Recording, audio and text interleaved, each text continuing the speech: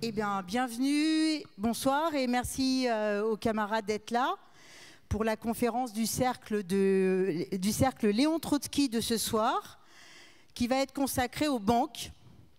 Les banques, un concentré du capitalisme en crise. Alors, avant de débuter, en attendant que les derniers camarades s'assoient, déjà, je voudrais vous demander de penser à éteindre vos téléphones portables.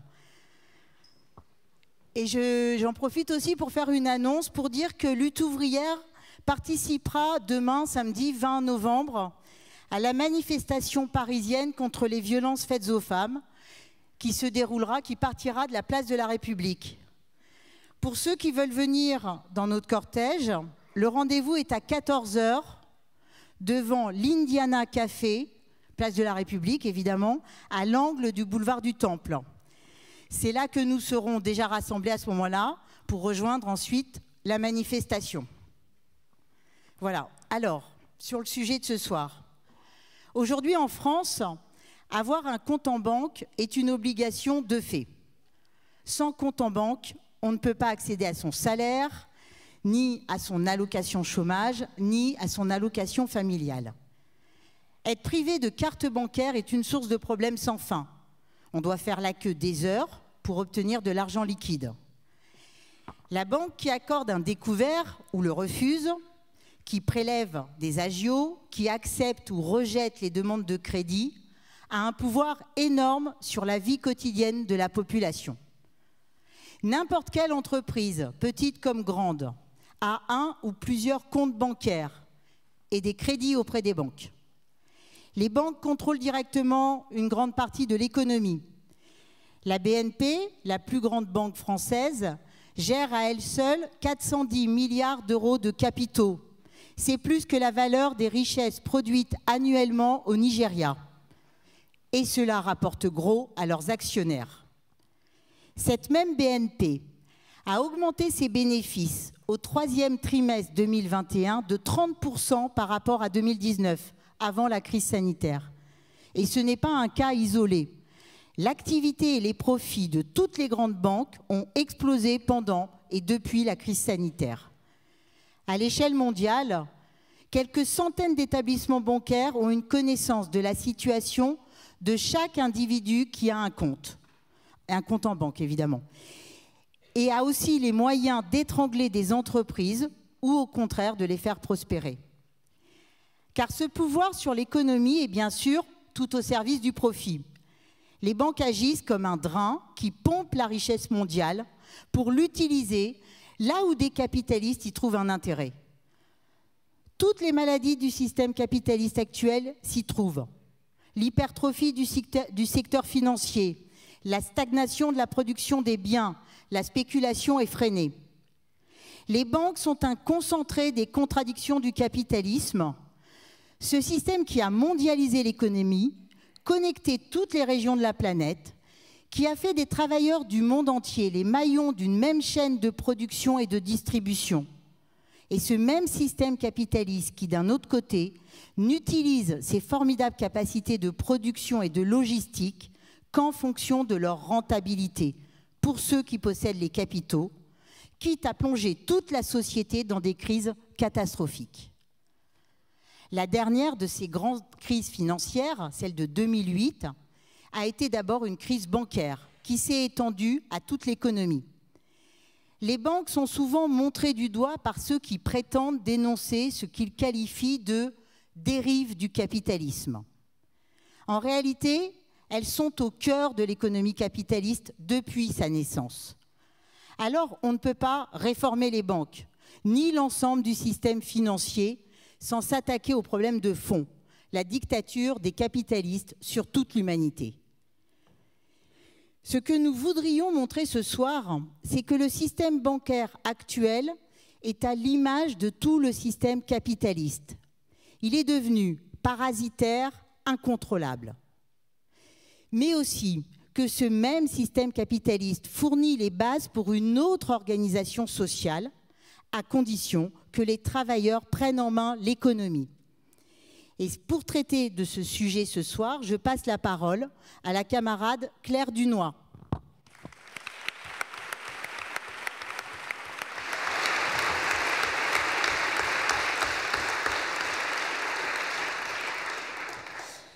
Alors, les banques ont l'air de vivre en parasite avec l'argent des autres. Elles prêtent de l'argent contre des intérêts, elles font payer la tenue des comptes sur lesquels on doit déposer son argent. Elles ont donc l'air de faire simplement de l'argent avec de l'argent. Et ce n'est pas complètement faux. Leur position dominante peut leur donner la possibilité d'imposer des intérêts exorbitants et de faire des bénéfices sans rien produire. Mais ce pouvoir est loin de suffire pour expliquer leur importance dans le capitalisme. En réalité, les banques jouent un rôle indispensable dans le processus de production industrielle capitaliste depuis son origine. Alors, ce n'est pourtant pas le capitalisme qui a inventé la banque. Les métiers de prêteur d'argent contre intérêt et de changeur d'argent existaient avant.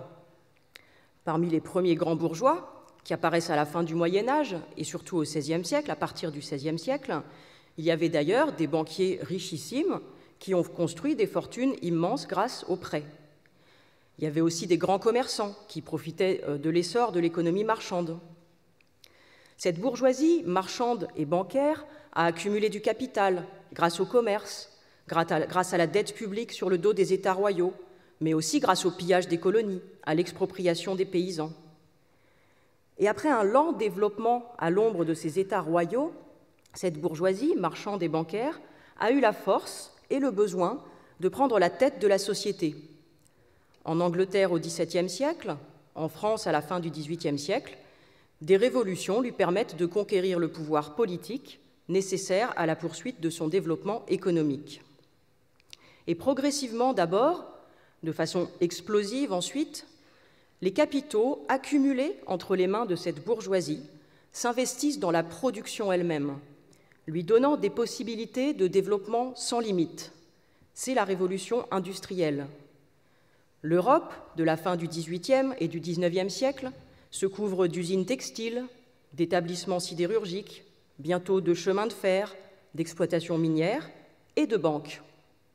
La bourgeoisie transforme toutes les structures de production en Europe et bientôt aux États-Unis et dans le reste du monde.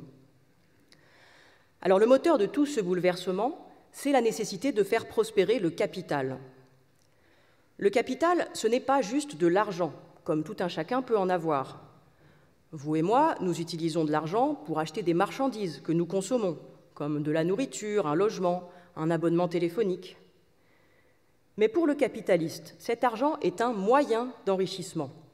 Il place son capital pour en tirer un profit, c'est-à-dire pour récupérer une somme d'argent supérieure à celle qu'il avait au départ et la replacer à nouveau. Le capitaliste doit faire grossir son capital en permanence, d'une façon ou d'une autre. Et si la bourgeoisie a transformé toute l'économie et toute la société, c'est parce qu'elle a trouvé dans la production industrielle un moyen de rentabiliser le capital, de fabriquer du profit. Il a fallu pour cela tout un contexte créé dans les siècles précédents, le développement du commerce mondial, l'accumulation de capital et la formation d'un prolétariat qui n'avait pas d'autre choix que d'aller s'embaucher dans les usines. Car l'origine de ce profit industriel, c'est l'exploitation des travailleurs. La valeur des marchandises qui sort d'une usine est supérieure à la valeur de ce qui a été nécessaire pour produire ces marchandises. Par exemple, du coton brut devient des draps que le capitaliste va vendre plus cher que ce que lui ont coûté le coton, les machines et les salaires. Et ce qui crée cette valeur supplémentaire, c'est le travail humain. En fait, les travailleurs produisent une valeur plus importante que les salaires qui leur sont versés. Cette valeur supplémentaire, c'est ce que nous, les marxistes, nous appelons la plus-value. Elle est créée dans la production par les travailleurs, mais ce sont les capitalistes qui se l'approprient.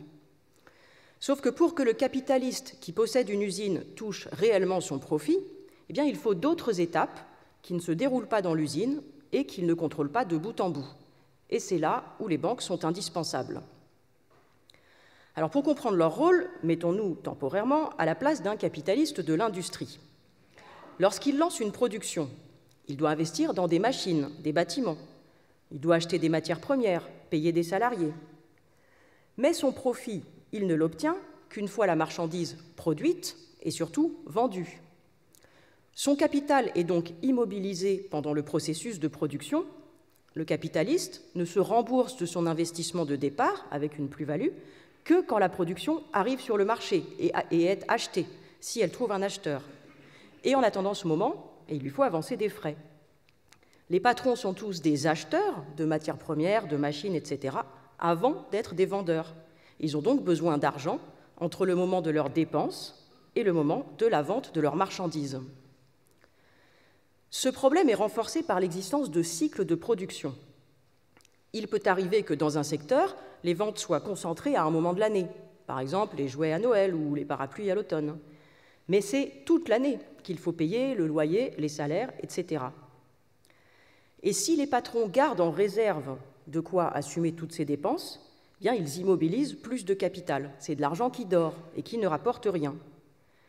Il est donc plus intéressant pour eux d'utiliser le maximum de leur capital dans la production et d'emprunter à une banque pour financer les investissements, payer les matières premières, les salaires, etc.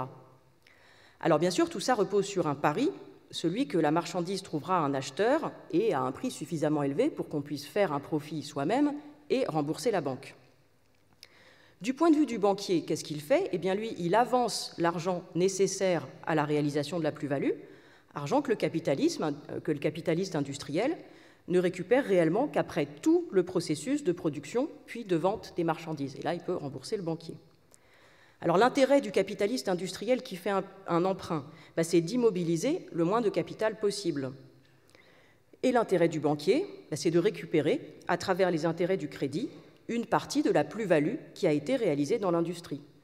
Chacun a donc son intérêt, et à l'échelle de l'économie, ça permet une circulation fluide du capital en limitant le moment où il est immobilisé dans des machines ou dans des coffres-forts. Et ça, c'est une première raison qui explique que les banques se développent au XIXe siècle, parallèlement au développement de l'industrie. Des milliers de banques sont créées dans tous les pays en train de s'industrialiser, des banques de toute taille, depuis des petites banques régionales jusqu'à des grandes banques nationales. La bourgeoisie industrielle a eu besoin des banques dans son développement pour une autre raison encore, c'est qu'il a fallu mettre en œuvre des capitaux de plus en plus importants au cours du temps pour dégager du profit. Dès les premières décennies de la révolution industrielle au XIXe siècle, par exemple dans le textile, on ne pouvait plus fonder une entreprise rentable en se contentant du capital familial. Il fallait faire un emprunt pour démarrer. Et c'était encore plus vrai dans les secteurs qui nécessitaient des investissements de départ massifs, comme la sidérurgie. Dès les années 1830, ce sont de grandes banques parisiennes qui ont financé les chemins de fer français. Et au fur et à mesure de l'accumulation du capital, depuis le XIXe siècle, les entreprises deviennent de plus en plus grandes et nécessitent un capital de plus en plus important. Cela s'explique par le fait que le système capitaliste est un système concurrentiel, un système dans lequel les patrons sont en concurrence les uns avec les autres.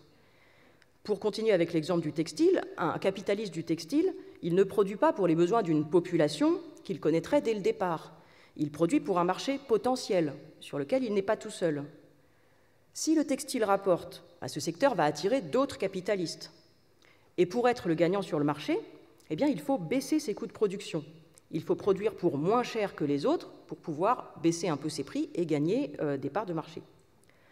Alors pour baisser leurs coûts de production, les capitalistes cherchent toujours en permanence à aggraver l'exploitation des travailleurs, à leur voler une plus grande part de leur travail, en tirant les salaires vers le bas, en augmentant les cadences, le temps de travail.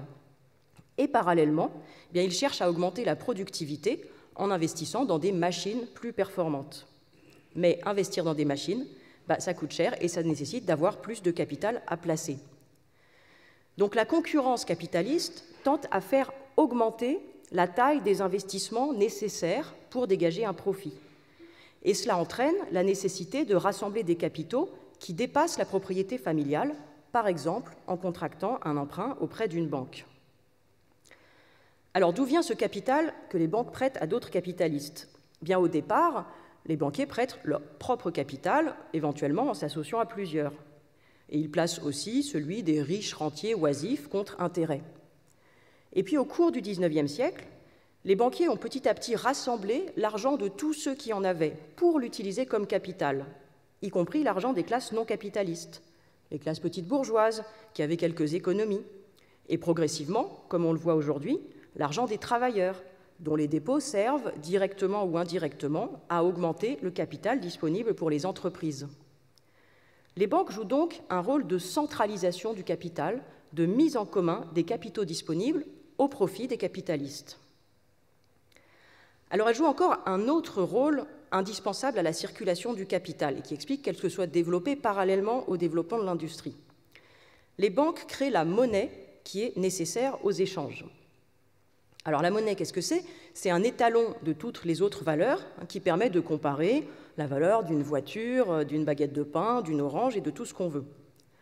Pendant longtemps, la monnaie, qui existe avant le capitalisme, la monnaie a été faite de métals précieux, souvent d'or ou d'argent. Mais à la Renaissance, avec la multiplication des échanges marchands en Europe, les banquiers inventent la monnaie papier.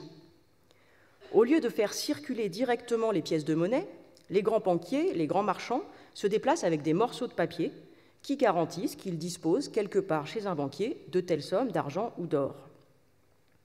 À cette époque, la règle veut qu'on puisse échanger ce papier-monnaie contre le métal précieux quand on veut.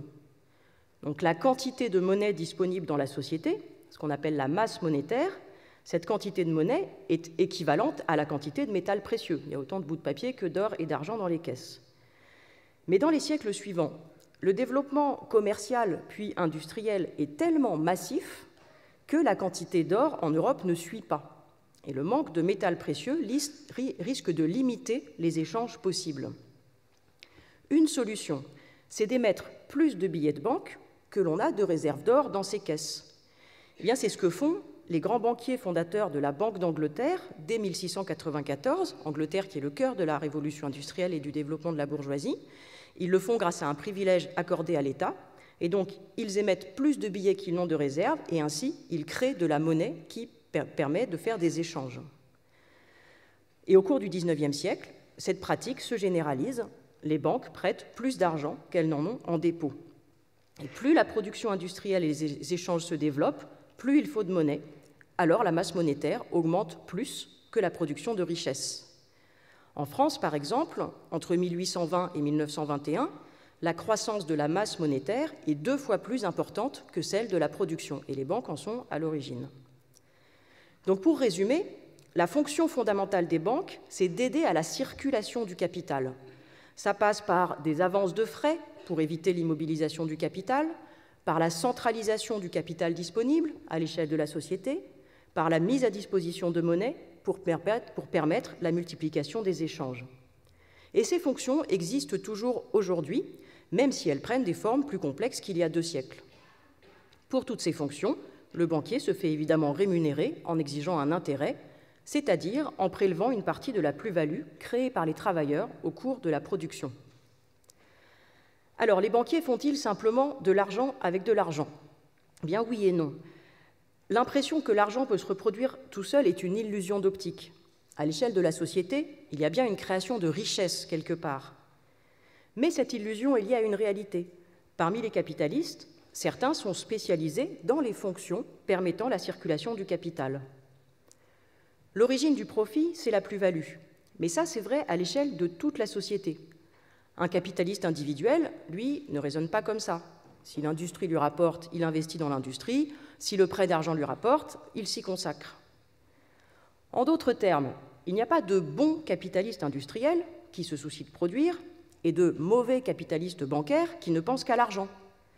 Le capitaliste industriel n'a lui aussi pour objectif que de faire grossir son capital, et le capitaliste bancaire vit lui aussi de l'exploitation des travailleurs, même si c'est plus indirect. Alors, au cours du développement industriel du XIXe siècle, les banques ont concentré de plus en plus de capitaux. Elles les ont répartis entre les différentes branches de l'économie, pas de façon planifiée, ni en se posant le problème de l'intérêt général, mais de façon aveugle, par la recherche du meilleur taux de profit. Elles ont fluidifié la production par le crédit, centralisé les ressources pour les orienter vers les secteurs qui intéressaient des capitalistes. Elles ont contribué à la mise en place d'un système de production collectif, mondial, qui a fait augmenter les forces productives dans des proportions inédites. Tout ce développement repose sur l'exploitation. Mais c'est la classe capitaliste dans son ensemble qui vit du travail de la classe ouvrière. Pour que le profit se réalise, il faut des usines, mais il faut aussi des commerces, des moyens de transport et des banques. Et à chacune de ces étapes, des capitalistes reçoivent leur part de plus-value. Du point de vue des travailleurs, ce qu'il faut contester, ce n'est donc pas la façon dont la classe capitaliste se répartit la plus-value, mais le fait même qu'elle se l'approprie, le fait que tout son pouvoir repose sur l'exploitation des travailleurs. Par contre, pour les capitalistes, la répartition de la plus-value entre eux est un enjeu fondamental. Eux sont en concurrence permanente, en guerre même, pour la meilleure rentabilité pour leurs capitaux. Alors, dans l'histoire du capitalisme, les relations entre les différents secteurs, commerce, industrie, banque, ces relations ont évolué. Au XIXe siècle, beaucoup de banques, notamment des banques régionales, avaient un rôle d'intermédiaire assez modeste. Elles prêtaient de l'argent aux industriels de la région, mais elles ne contrôlaient pas la production. Aujourd'hui, c'est tout à fait différent. Les grandes banques ont éliminé les petites et elles ont acquis un pouvoir énorme sur des filières entières. Et en fait, cela ne date pas d'aujourd'hui. Déjà au début du XXe siècle, le capitalisme était dominé par des grandes entreprises, des monopoles gigantesques qui faisaient la loi sur toute l'économie. Dans le secteur de la banque, cela s'est traduit, avant la Première Guerre mondiale, par une concentration de plus en plus poussée. Et les grandes banques actuelles se sont construites dans cette période. En France, c'était déjà le Crédit Lyonnais, la Société Générale et le Comptoir national d'escompte, qui est un ancêtre de la BNP. En Angleterre, c'était la Barclays ou la Lloyds, qui existe toujours aujourd'hui. Et aux États-Unis, le marché était déjà dominé par JP Morgan, un géant dont les descendants sont toujours aujourd'hui en tête du classement des banques américaines. La puissance de ces grands groupes bancaires n'avait plus rien à voir avec celle des banques du XIXe siècle. Et la nature de leurs relations avec les grandes entreprises du secteur productif avait, elle aussi, changé. Par exemple, aux États-Unis, Rockefeller, fondateur de la Standard Oil Company, avait réussi à mettre la main sur toute la chaîne de production et de commercialisation du pétrole. Et sa puissance financière dépassait celle de n'importe quelle banque de la période précédente. Et il avait d'ailleurs aussi une activité de banque d'investissement. JP Morgan, lui, était un banquier, mais il contrôlait toute une partie de l'acier à travers le trust US Steel et du commerce maritime. Il était ainsi propriétaire du Titanic, dans lequel il a renoncé au dernier moment à monter. Si l'un était d'origine industrielle, Rockefeller, et l'autre d'origine bancaire, JP Morgan, ces deux trusts étaient des frères jumeaux. Ils avaient un poids, un droit de regard, un pouvoir de contrôle sur des filières industrielles entières. La différence entre les banques et les entreprises industrielles n'avait pas complètement disparu. Les banques géraient des dépôts, faisaient des crédits, ce que ne faisaient pas les entreprises industrielles. Mais petit à petit, les plus grandes entreprises ont fini par former un même ensemble. On voit alors émerger un grand capital financier, ni purement bancaire, ni purement industriel, qui imbrique les secteurs capitalistes les uns avec les autres. Les dirigeants des banques et ceux des trusts industriels étaient liés par des participations financières, la présence dans les mêmes conseils d'administration. Ils avaient le même type de lien avec les dirigeants de l'État. Et cet État leur était tout dévoué. Car cette époque des monopoles, dans la banque comme dans l'industrie, c'est aussi celle de l'exacerbation de la concurrence sur un marché capitaliste saturé. Au début du XXe siècle, le capitalisme avait transformé de fond en comble toute l'économie des pays développés. La rentabilité des capitaux placés dans l'industrie a eu tendance à baisser. Il fallait donc trouver d'autres placements. Et les grands capitalistes les ont trouvés à l'étranger. Par les prêts, les banques ont organisé l'exploitation impérialiste du monde avec l'aide diplomatique et militaire des États. Mais ces pays impérialistes étaient en plus en concurrence pour l'accès de leurs capitalistes aux marchés mondiaux et au placement de leurs capitaux à l'étranger. Et cette concurrence a plongé le monde entier dans une première guerre mondiale effroyable à partir de 1914. Et nous ne sommes pas sortis de cette phase du capitalisme. En 1916, en pleine guerre, Lénine écrivait que le capitalisme avait atteint son stade suprême, le début de la sénilité. Après avoir développé la production, après l'avoir mondialisée, il s'enfonçait dans ses contradictions et surtout y enfonçait l'humanité. Mais l'écrasement de la vague révolutionnaire après la Première Guerre mondiale, puis le pourrissement bureaucratique des directions du mouvement ouvrier international lui ont permis de survivre. Et cette survie a coûté cher à l'humanité. Après une deuxième guerre encore mondiale encore plus meurtrière que la précédente, de la fin des années 30 à 1945, le capitalisme a connu une courte phase d'expansion jusqu'aux années 1970. Mais cela fait maintenant 50 ans que la dictature du capital financier se traduit par une longue crise dont les dirigeants du système eux-mêmes ne savent pas sortir. Et le poids des banques dans l'économie actuelle en est le reflet.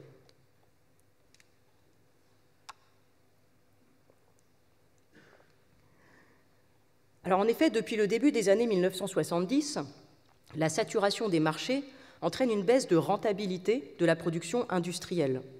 Et les capitaux s'orientent de plus en plus vers les activités financières. C'est pour ça que les économistes parlent de financiarisation de l'économie. Les activités financières, comme par exemple les ventes et les achats d'actions à la bourse, augmentent beaucoup plus vite que la production de biens et de services. Ça signifie que, sur la base de la richesse produite, les capitalistes font de plus en plus d'opérations financières et réinvestissent de moins en moins, d'une part de plus en plus faible, de la plus-value dans la production. Et les banques sont en première ligne de ce développement de l'activité financière. D'abord, leur concentration n'a pas cessé de se renforcer tout au long du XXe siècle. Aujourd'hui, quelques dizaines de groupes bancaires dominent le marché mondial. Ces groupes exercent une dictature sur toute l'économie. En France, les crédits bancaires assurent aujourd'hui plus de 80% du financement externe des petites et moyennes entreprises. Alors même les groupes industriels les plus puissants ne peuvent pas se passer de crédits bancaires, mais ils ont d'autres moyens de financement et surtout, ils ont des moyens de négociation. Par contre, les patrons moins puissants, voire tout petits, et qui sont formellement indépendants, sont en réalité soumis au bon vouloir de la banque. Le grand capital contrôle le petit et les banques sont un des moyens de ce contrôle. Ce sont elles qui décident quelle activité sera financée ou non. La meilleure idée du monde, trouvée par un chercheur ou un inventeur tout seul dans son coin, ne peut devenir une réalité que si elle intéresse des capitalistes. Et l'utilité sociale n'est pas un critère. Armes, luxe, loisirs pour riches trouvent sans difficulté des financements, tandis que pour des activités utiles, voire vitales, comme celle d'associations caritatives, eh bien, il faut faire appel à des campagnes de dons et à la charité publique. Comme depuis le début du XXe siècle, le capital financier qui domine l'économie n'est spécialisé ni dans les activités bancaires, comme le prêt, ni dans le secteur productif. Par exemple, le groupe Stellantis, géant de la construction automobile mondiale, fait des voitures, mais il fait aussi de la banque et de la finance. Il s'agit d'une holding, c'est-à-dire une société financière, qui regroupe à la fois des activités d'assemblage de voitures de plusieurs marques, Peugeot, Citroën, Fiat, Chrysler, donc des activités d'assemblage de voitures, des activités industrielles variées de sous-traitance, et un groupe bancaire, PSA Bank. Alors ce n'est pas nouveau que les constructeurs automobiles aient des banques pour prêter aux acheteurs de quoi acheter leur voiture à crédit. Mais ce qui est plus récent, c'est que les profits du groupe sont tirés par les activités de cette branche bancaire, plus que par la construction automobile. En fait, le groupe compense la moindre rentabilité de la vente de voitures par le développement de ses activités financières. Autre exemple, le groupe Total, qui est la plus grosse capitalisation française. C'est un groupe industriel qui produit du pétrole. Mais parmi ses actionnaires, on trouve des banques, comme la BNP. Par ailleurs, Total place sa trésorerie dans plusieurs autres banques, pour ne pas avoir tous ses œufs dans le même panier en cas de crise. Il fait des crédits auprès de groupes bancaires pour des gros investissements. Et pour finir, il a lui-même des activités bancaires, notamment dans les pays pauvres. Autre pétrolier même pratique, les activités de marché, purement financières donc, représentent aujourd'hui 1/5 des profits du géant BP. Et ce trust, du pétrole aussi, ce trust est très lié à une très grande banque américaine, Goldman Sachs. À une époque, le président de BP était aussi le directeur de la filiale européenne de Goldman Sachs. Cette concentration du capital financier, elle touche aussi le secteur du commerce. Les multinationales de la grande distribution ont elles aussi des filiales bancaires, comme par exemple Carrefour Bank ou la banque Edel, filiale de Leclerc. Elles organisent ainsi elles-mêmes le crédit aux consommateurs, qui leur permet de maintenir leur marché malgré la stagnation des salaires. Elles ont des activités purement financières en plus de leur activité commerciale, et elles ont aussi souvent des banques parmi leurs actionnaires. Le capital financier domine donc tous les secteurs de l'économie. La finance et la production sont complètement imbriquées. Alors aujourd'hui, les banques ne sont pas les seules, ne sont plus les seules à organiser cette imbrication. D'autres structures ont pris une grande importance pour concentrer le capital et organiser ce placement des capitaux dans ce qui rapporte, et en particulier ce qu'on appelle les fonds d'investissement. Le principe d'un fonds d'investissement ressemble à celui d'une banque. Il s'agit de rassembler des capitaux, ce que les financiers appellent des actifs, pour les faire fructifier. L'un des plus célèbres et les plus puissants est BlackRock, qui gérerait 10 000 milliards de dollars d'actifs, plus de 3 fois le produit intérieur brut de la France. Alors les fonds d'investissement ne disposent pas des dépôts de toute la population, à la différence des banques, et ils ne peuvent pas faire de crédit direct. Mais ils sont moins régulés et ils peuvent faire des investissements plus risqués, donc potentiellement plus rentables. Voilà pourquoi ils ont la réputation d'être particulièrement cyniques et spéculateurs. Mais en fait, banques et fonds d'investissement sont deux formes de concentration du capital qui fonctionnent un peu différemment, mais qui ne s'opposent pas. Elles se complètent. On peut y ajouter une troisième forme de concentration du capital qui est la bourse. La bourse permet, elle aussi, aux grandes entreprises de rassembler du capital, mais là aussi, tout ça est complètement lié. Ce sont les banques qui organisent les liens entre les entreprises et la bourse. Ce sont les banques qui émettent les titres, comme les actions par exemple, contre des commissions qui représentent une partie importante de leurs revenus. Donc ces composantes du secteur financier, banques, fonds d'investissement, bourse, sont en fait devenues complètement interdépendantes. Les banques sont cotées en bourse, elles vendent des services financiers aux fonds d'investissement, elles créent elles-mêmes des fonds d'investissement, et dans l'autre sens, les fonds d'investissement participent au capital des banques. Le système financier n'est pas constitué de caissons étanches, avec des bons capitaux qui s'investissent dans la production d'un côté et des mauvais capitaux qui font de la spéculation de l'autre. Tout ça est complètement entremêlé. Et d'ailleurs, aujourd'hui, l'activité qui rapporte le plus aux banques dans le capitalisme actuel, c'est la même que celle des fonds d'investissement. Les banques font toujours des crédits classiques aux entreprises de toute taille, mais ce qui leur rapporte le plus, c'est de placer des produits financiers. Alors, leur catalogue est très vaste. Sur le site internet de la BNP, on peut ainsi choisir entre des centaines de produits. On y trouve tous les secteurs de l'économie. La BNP a des participations dans presque toutes les grandes entreprises françaises et elle a ses propres fonds d'investissement. Autre exemple, parmi les actionnaires de la banque américaine JP Morgan Chase, il y a un fonds d'investissement qui s'appelle The Vanguard Group. Ce fonds d'investissement est aussi le premier actionnaire d'Apple, de Microsoft, de Facebook et de Google, et le deuxième actionnaire d'Amazon. Donc ces entreprises qu'on appelle les GAFAM, elles sont en concurrence, mais en même temps, elles ont en partie les mêmes actionnaires. Et ce n'est contradictoire qu'en apparence, parce que le capital financier est justement capable d'investir dans une multiplicité d'entreprises et de se déplacer au gré de la rentabilité des unes et des autres. Que Facebook s'effondre devant Google ou que ce soit l'inverse, dans tous les cas, The Vanguard Group sera gagnant et à travers lui, la banque JP Morgan Chase. Le système bancaire a ainsi des ramifications dans toute l'économie, des investissements de longue durée à la spéculation financière à court terme, des toutes petites entreprises qui ont besoin d'un crédit jusqu'aux multinationales dans lesquelles elles placent leurs capitaux. Ainsi, le capital financier met en réseau tous les secteurs. Alors, même s'il existe d'innombrables entreprises de toute taille, formellement indépendantes, l'économie est au bout du compte contrôlée par un grand capital puissant. Et au sommet de ce grand capital, on trouve en fait un nombre réduit de grands bourgeois.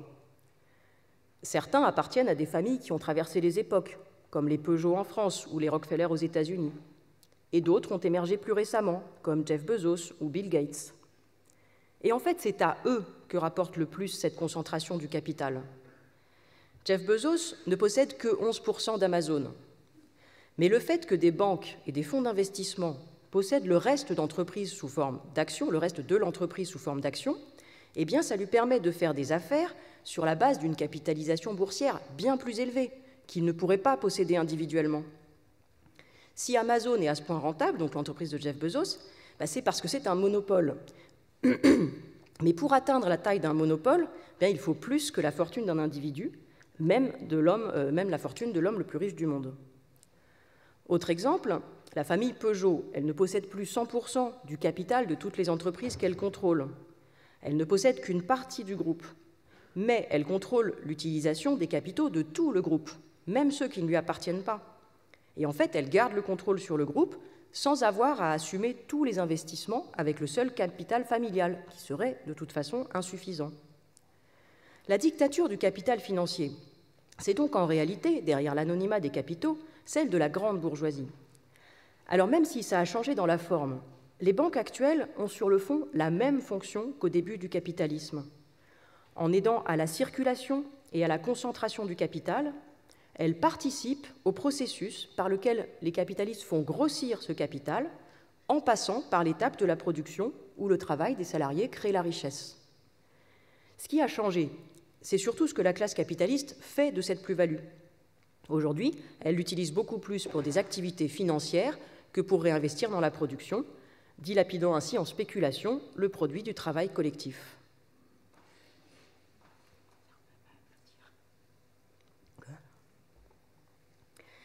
Alors, cette dictature du capital financier, elle s'étend sur toute la planète. Et ce sont toujours les États-Unis qui dominent la finance mondiale. Les banques américaines sont les premières sur le marché de la banque d'investissement. La finance américaine a des ramifications dans le monde entier, à travers des participations dans les entreprises sur tous les continents. Sa puissance se traduit par la domination de sa monnaie, le dollar. 40% des échanges dans le monde se font dans cette monnaie. Et les États du monde entier stockent des dollars pour en avoir en réserve. Des centaines de banques non américaines dans le monde ont des activités en dollars. Et cela les rend d'ailleurs dépendantes des décisions des autorités des États-Unis. La BNP, toujours elle, a dû accepter de payer une amende de près de 9 milliards de dollars pour avoir enfreint les embargos américains contre Cuba, l'Iran et le Soudan. Elle a payé, parce qu'elle ne peut pas se permettre d'être exclue du marché financier américain. Et les plus grandes bourses mondiales, de très loin, sont américaines. Pourtant, si on regarde le classement des banques chinoises, des banques mondiales, on constate que les 4 premières en taille sont chinoises. Ce qui fait dire à certains journalistes que les capitaux chinois détrônent ceux des pays impérialistes. En réalité, on en est loin. D'abord, la taille des banques chinoises est surtout liée à la taille du marché de ce pays, qui compte 1,4 million d'habitants. Milliards, pardon, décidément. Donc 1,4 milliard d'habitants. Et en 2016, la plus grande banque du pays, ICBC, réalisait plus de 90% de ses bénéfices en Chine. Dans les vieux pays capitalistes, les grandes banques se sont formées par un processus de concentration. En Chine, cela ne s'est pas du tout fait de la même façon. La concentration a été créée par l'État chinois suite à la révolution maoïste. Et leur développement récent reste complètement lié à la politique de l'État chinois et à l'ouverture du pays aux capitaux étrangers depuis les années 1980.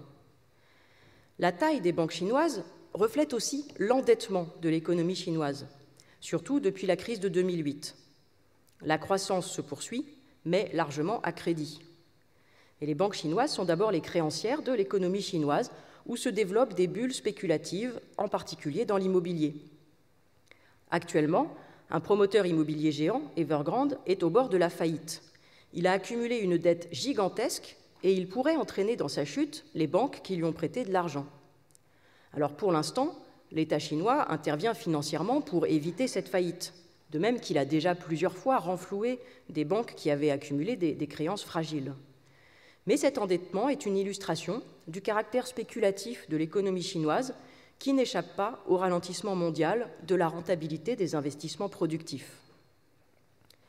Les banques chinoises ont certes une puissance financière importante du fait de leur taille sur le marché international, mais en fait, elles restent en position secondaire.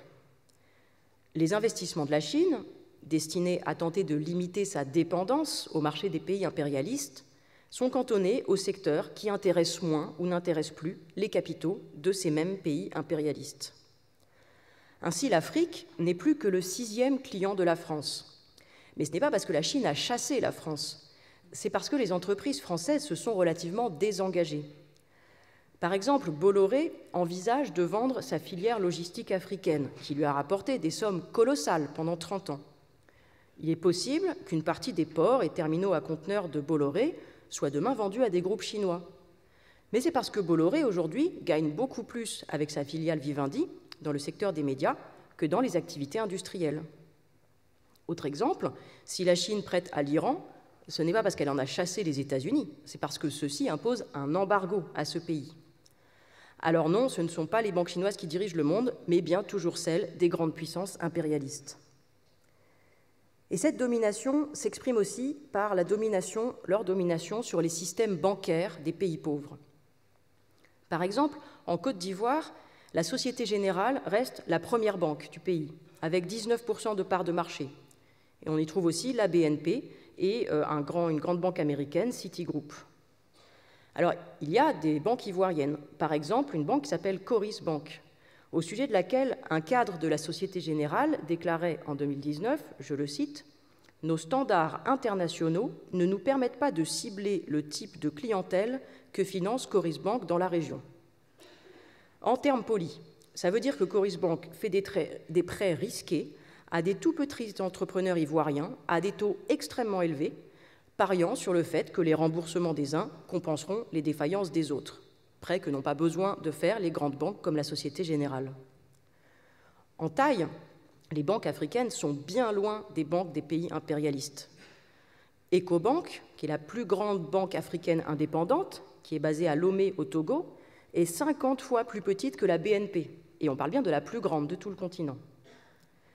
Et il va sans dire que les banques des pays dits démocratiques ne voient aucun problème à travailler en bonne entente avec les dictateurs les plus sanguinaires. Comme l'a déclaré un cadre de la BNP au sujet du Soudan, où la banque se chargeait discrètement d'aider le dictateur Omar el-Béchir à écouler son pétrole et à acheter des armes en échange, donc je le cite, « Si une banque commence à arrêter de travailler avec un pays parce qu'il y a des problèmes avec les droits de l'homme, alors elle ne travaille plus avec grand monde. » Alors, des capitalistes africains peuvent s'enrichir dans la banque, et les banquiers locaux qui imposent des taux usuraires ont de quoi susciter la haine de ceux qui sont obligés de s'endetter pour survivre. Mais l'essentiel du système bancaire de l'Afrique reste entre les mains des actionnaires des grandes banques des pays impérialistes. Et à des degrés divers et sous des formes qui reflètent l'histoire de chaque région, c'est le cas dans l'ensemble des pays sous-développés. La domination des banques des pays riches prend une forme encore plus directe. Les prêts aux États. Alors, les prêts aux États sont vieux comme le capitalisme, mais ils ne font qu'augmenter. Ces 15 dernières années, la dette des pays les plus pauvres du monde a encore été multipliée par 2,5. Dans beaucoup de pays, le remboursement de la dette pèse plus dans le budget public que la santé ou l'éducation. Ces prêts sont parfois simplement indispensables pour rembourser les dettes déjà accumulées, et c'est un puits sans fond. Et c'est la population des pays pauvres qui paie au quotidien pour les intérêts des banquiers, par les impôts, par le manque d'investissement dans les services utiles. Ces pays sont endettés auprès de deux types d'institutions. D'une part, des organismes publics, comme la Banque mondiale et le FMI, institutions dites internationales, mais en réalité représentantes directes des intérêts des pays impérialistes. Et d'autre part, il y a l'endettement auprès des banques commerciales et des acteurs privés tels que des fonds d'investissement. Bien, ces dernières années, c'est la part de ces créanciers privés qui augmente. Et c'est pour assurer qu'ils toucheront leurs intérêts en priorité que pendant la crise du Covid en 2020, le FMI et la Banque mondiale ont annoncé suspendre une partie de la dette de 77 pays. En réalité, ils ont simplement reporté certaines échéances et ils ont suspendu uniquement les remboursements des créanciers publics pour que les créanciers privés soient remboursés en priorité. Cette dette prend la forme de prêts directs, mais il y a aussi ce qu'on appelle les obligations souveraines. Les obligations, ce sont des produits financiers qui donnent droit à un intérêt versé tous les ans. On achète une obligation et tous les ans, on reçoit un intérêt. C'est une autre forme d'emprunt que le crédit direct. Pour émettre ces obligations, pour les fabriquer et les vendre, les États ont besoin des banques, dont c'est le métier. Et d'ailleurs, elles prennent une commission pour ça, bien sûr. Le montant des commissions perçues par les banques pour cette activité est d'ailleurs tenu secret. Le montant des intérêts que l'État emprunteur doit verser aux propriétaires des obligations, il est variable. Et ce montant est d'autant plus élevé que le pays est susceptible de ne pas rembourser. Cela s'appelle, en langage financier, le prix du risque. Dit plus clairement, cela revient à enfoncer la tête sous l'eau de quelqu'un qui est déjà en train de se noyer. Par exemple, les taux d'intérêt annuels des obligations souveraines du Cameroun atteignent 9,5%. Et pour comparaison, ceux de la France sont inférieurs à 1%. Donc ça revient à prêter presque gratuitement aux riches et à imposer des taux d'intérêt écrasants aux pauvres. Mais ce n'est pas tout. Ces obligations peuvent être achetées et revendues en permanence, et leur prix peut varier sur le marché financier. En fait, on peut spéculer sur la dette des États en achetant des obligations aujourd'hui pour les revendre un peu plus cher demain. On peut aussi spéculer sur des produits d'assurance sur cette dette, produits créés par les banques. Le marché de la dette, il rapporte donc aux banques non seulement parce que les États leur perdent des intérêts, mais aussi parce qu'elles transforment cette dette en produits financiers rentables. Alors régulièrement, des États se retrouvent en faillite ou quasi-faillite, et pas seulement les plus pauvres. Le Mexique au début des années 1980, l'Argentine, en particulier en 2001, la Grèce en 2015, et bien d'autres. À chaque fois, les institutions financières internationales, porte-parole des intérêts impérialistes, imposent des plans d'austérité en échange de nouveaux prêts, ou parfois de la suspension d'une partie de la dette, lorsque de toute façon elle est impossible à recouvrer. Mais les conséquences sur la population sont toujours dramatiques. En Grèce, bien des rues des villes sont devenues des rues fantômes, avec des commerces fermés et des familles expulsées de leur logement et contraintes de dormir dehors. Baisse des salaires de 20% en quelques années, baisse des retraites, fermeture d'hôpitaux, délabrement des écoles. La crise de la dette a été une catastrophe qui a fait brutalement reculer les conditions de vie de la population. En Grèce, comme en Argentine auparavant et au Liban tout récemment, dès l'instant où la crise a éclaté, les banques ont bloqué les dépôts de la population en restreignant les retraits d'argent. Personne ne pouvait plus retirer plus de 60 € par jour et il fallait faire une longue queue devant les distributeurs pour espérer récupérer quelques billets. Dans des pays où une grande partie des paiements se fait en liquide, ne pas avoir accès à des billets de banque est une condamnation à la misère. Même ceux qui ont quelques économies se retrouvent de fait sans ressources. Alors, la dette étrangle les pays pauvres au quotidien et elle plonge régulièrement des pays entiers dans le chaos. Cela pousse des associations à réclamer l'abolition de la dette des pays pauvres. Ce serait la moindre des choses que de faire passer la survie de la population avant les intérêts des banquiers. Mais cet objectif est en même temps un leurre. Déjà, il faudrait pour cela plus qu'une mobilisation puissante. Les banques des pays impérialistes ont leurs États de leur côté, et elles tiennent réellement entre leurs mains l'économie des pays endettés. En Grèce, en 2015, un candidat de gauche, Tsipras, avait été élu en promettant qu'il renégocierait la dette.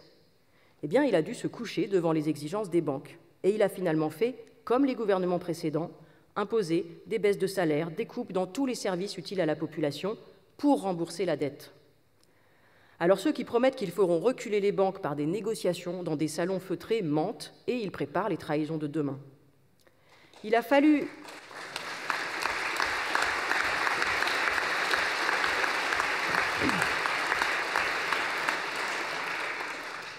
une révolution en octobre 1917 pour que la dette contractée par le tsar de Russie auprès des banques européennes soit annulée.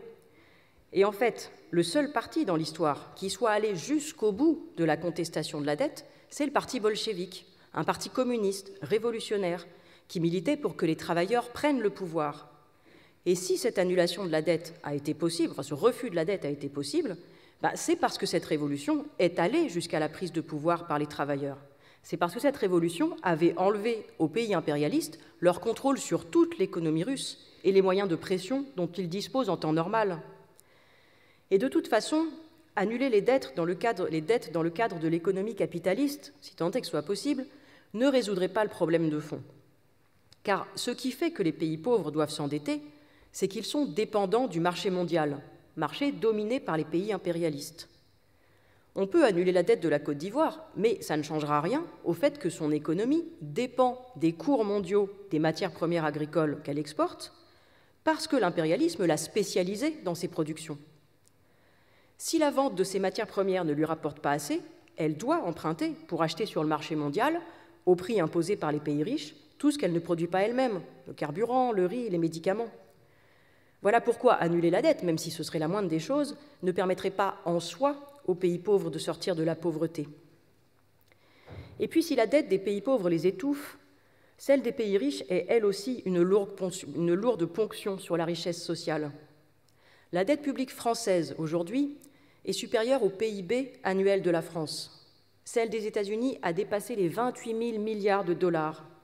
Tous les États du monde vivent à crédit, et ils sont donc dépendants des marchés financiers en général et des banques en particulier. À travers la dette, le grand capital contrôle en réalité les États, pauvres comme riches. Dans les pays impérialistes comme la France, c'est une ponction des actionnaires des banques sur le budget de l'État à travers les intérêts de la dette. Dans les pays pauvres, le chantage à la dette est une dictature bien plus féroce, qui réduit des milliards d'hommes et de femmes à la misère. Mais ce n'est qu'une conséquence même de l'existence de ces capitaux, ce n'est qu'une conséquence de l'existence même de ces capitaux privés qui font la loi. Et l'annulation de la dette ne changerait rien au pouvoir que donne la propriété de ces capitaux. Et la seule perspective, c'est de mettre fin à ce pouvoir, c'est d'exproprier ces groupes bancaires et tous ceux qui vivent de la dette publique, fonds d'investissement et autres sociétés financières. Alors, se débarrasser de son banquier, bien des travailleurs en rêvent. Et effectivement, une des particularités des banques,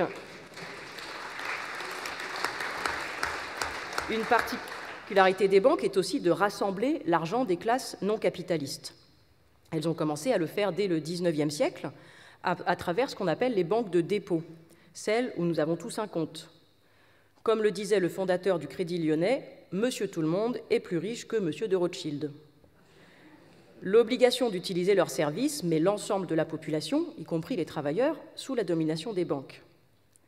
Alors aujourd'hui, les activités financières rapportent beaucoup plus aux banques que la gestion des dépôts.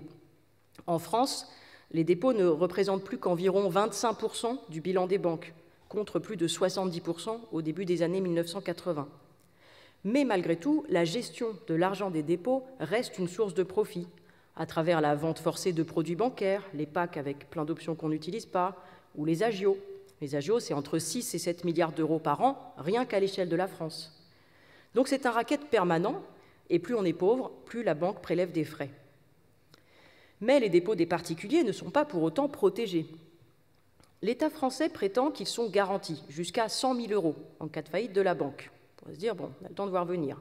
Mais en fait, le fonds qu'ils ont créé pour assurer ces dépôts, il ne compte que 5 milliards d'euros pour des dépôts de près de 3 000 milliards d'euros. Donc ils ont mis 5 milliards d'euros de côté pour 3 000 milliards d'euros. Bon, évidemment, on est très loin du compte et les dépôts, comme on le voit dans les crises de la dette, quand ils en ont besoin, ils ferment les dépôts et ils gardent cet argent pour en faire autre chose. Alors les classes populaires sont donc un marché captif et sont aussi un marché pour les banques qui contrôlent une grande partie du crédit à la consommation. À défaut de disposer d'un marché solvable suffisant, du fait des bas salaires et du chômage de masse, les capitalistes cherchent depuis longtemps à l'élargir artificiellement, en prêtant aux classes populaires de quoi acheter leurs marchandises. C'est particulièrement le cas pour le marché immobilier. Rares sont les familles ouvrières qui peuvent acheter leur logement en une seule fois.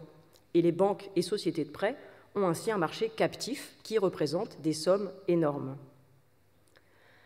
Alors à l'échelle du monde entier, à travers toutes leurs activités, prêts aux entreprises, aux États, gestion des comptes courants, prêts aux particuliers, eh bien les banques sont au cœur de l'économie capitaliste et donc de ces crises qui plongent des populations entières dans la misère. Le dernier exemple en date, c'est la crise des subprimes en 2008.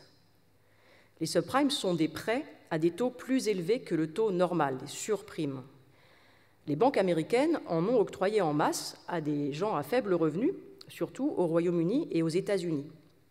Les banques ont poussé des gens à emprunter avec des taux qui étaient bas au départ, mais en fait qui augmentaient d'année en année. Et pour éviter de faire les frais d'éventuels impayés, eh bien les banques ont vendu une partie de ces créances sous forme de produits financiers complexes.